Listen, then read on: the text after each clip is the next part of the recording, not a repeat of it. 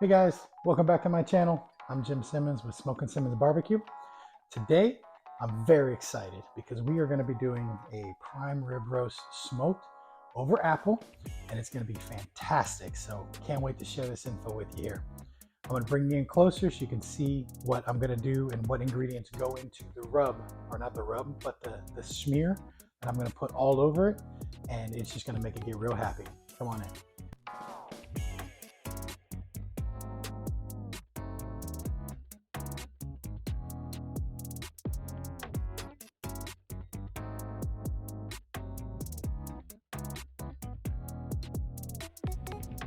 All right, what I did want to mention to you before I get started is for this rib roast, this was about 6 pounds, just under 6 pounds. Last night I went ahead and gave it a nice little kosher salt brine, and I let it sit in the fridge. That way it kind of soaks that salt in and just really gives it another layer of flavor on top of the ingredients that we're about to make right here. So to talk about the smear, right now I started with 6 sticks, so 1.5 pounds of Kerrygold butter. I just like that because, I don't know, it just tastes a lot better than your standard Publix butter. We also have 1 tablespoon of oregano, 2 tablespoons of minced onion, 2 tablespoons of minced garlic, 1 tablespoon of thyme, 1 tablespoon of rosemary, and 5 tablespoons of this Grill Mates garlic and crushed herbs, one of my favorites. It's such a really good blend. It even has some chili flakes in there, as you can tell. But basically all you do is you add this to the butter here. So I'm gonna go ahead and throw all that in there. And we're going to just dump these in. And we're simply gonna fold it all together. And by the way, this butter has been in room temperature for about an hour or so. If you don't have that kind of time to make it room temperature, just go ahead and pop it in the microwave. It's going to be perfectly fine. Now what this is going to do is this is going to act like a binder. This butter is going to act like a binder for all of these herbs, and it's just going to sit there and soak into that rib roast the whole time while it's smoking. I anticipate that this is going to take about 3 hours to be fully cooked, but obviously at a medium rare temperature.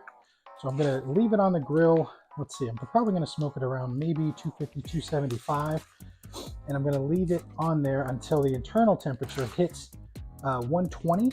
That's a good medium rare temperature. And then of course I'm going to let it sit for a little bit. I'm going to be smoking over apple today. All right, and as you can see, this is pretty well incorporated. Now, move this stuff out of the way. Bring this in, and we're going to go ahead and smear it on. There's a little bit of butter that needs to be mixed in, just a little bit more. That should be fine. Now, this is a part where gloves are highly recommended. They're not needed, but you're going to get your hands in there.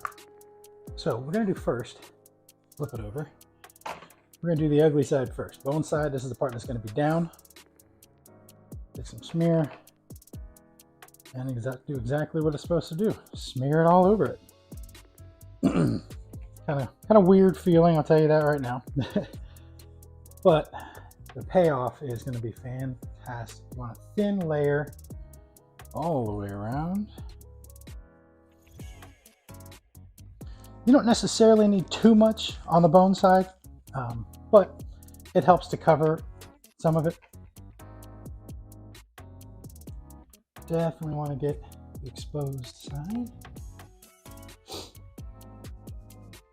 And again, it's not going to be pretty. It doesn't have to be. The point is to cover as much surface area as possible with the spread. A lot of it's going to melt off. But what I'm going to do is put this grate over an aluminum pan. That way it catches it all and doesn't ruin my grill with all the melted butter everywhere. All right, that side looks pretty good. Missing anything? Y'all let me know, right? Missing anything here? And now we're gonna turn it over. Hopefully without losing anything. Okay, let's go ahead and get the rest.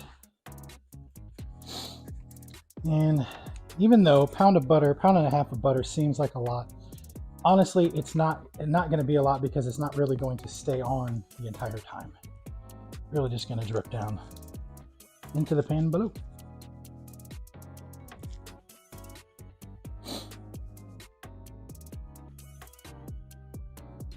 Okay. She's looking a lot better now.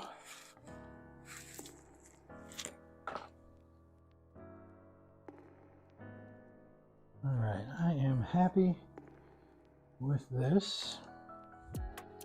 Now what we're gonna do is let this sit here and get a little room temperature, get a little bit more tacky. And I'm gonna go ahead and fire up the grill. So next time you see me, we'll be putting it on the grill. And afterwards, while it's smoking, I'm gonna put together an amazing, really, really good mashed potato recipe that is just out of this world. I'll share that recipe with you. All right, looks good to me. Making more of a mess than anything. Okay, see you soon. I decided to change it up a bit. Instead of using applewood, I wanted to use post oak, just because it's not going to get too long of a smoke hit. So I figured post oak would be a little bit tastier. Anyway, let's go ahead and throw it on.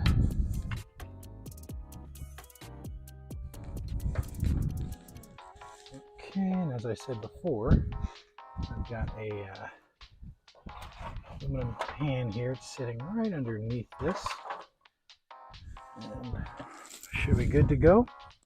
Let's not have that drip on my thermometer. That wouldn't give me the right temps. Of course, it dripped right on there as soon as I said it. That's okay. All right, we'll see you in about maybe 2 hours. I'll go ahead and put a thermometer inside of it to monitor it, and see you soon. And a quick update here. Unfortunately, the pan and the grate did not fit when I closed it, so I went ahead and put the pan underneath my grate, sitting on my smoking stone, and it looks to be working this way. We're right at that 2 hour mark. Let's go ahead and take a peek, and we'll throw a thermometer in it and see how much further we have to go. Ooh, she's looking pretty. Wow. Let's give you a little close up here. Yes, sir. Yes, sir. Looking fantastic. Right, put the thermometer in right dead center. Probably about there would do it.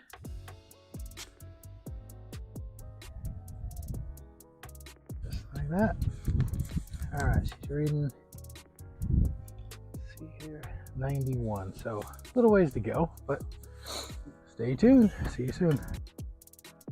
Okay, folks, the thermometer just went off, and we are now at 123, which should be perfect to take off and let rest for about 15-20 minutes. Let's take a peek. Wow. That looks amazing. Let's go ahead and bring her on in. All right, she's been rested for 15 minutes now. And let's go ahead and take the bone off and slice in and see how we did. Okay, as you can see, went ahead and put the strings off when I put it on. Let's go ahead and stand it up. And we're gonna take the bone off. I guess there's no need to take it off. That's a first. Wow, okay. Well, that was easier said than done. Wow. Okay.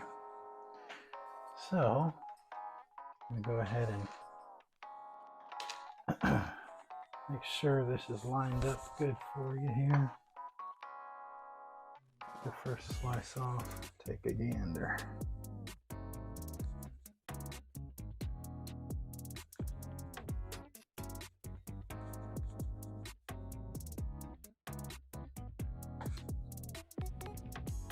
There we go.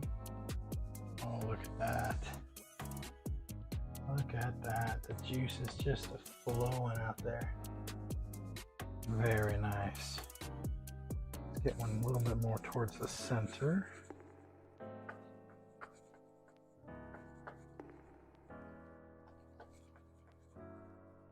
Ooh, you can hear the juices. That is a thing of beauty, folks. Absolutely stunning. Look at that. Yes, sir. All right. Let's go ahead and cut off a piece, shall we? Let's take one right here. Get rid of some of this deco fat. Let's give this one a taste. All right. So before I sample this, I'm going to give a piece to my son as well and see what he thinks too. So we'll both try it at the same time.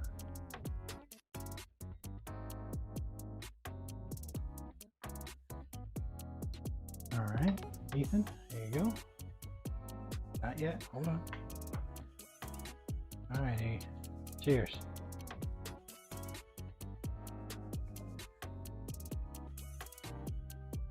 That's really good. That's fantastic. Wow. Wow. All right.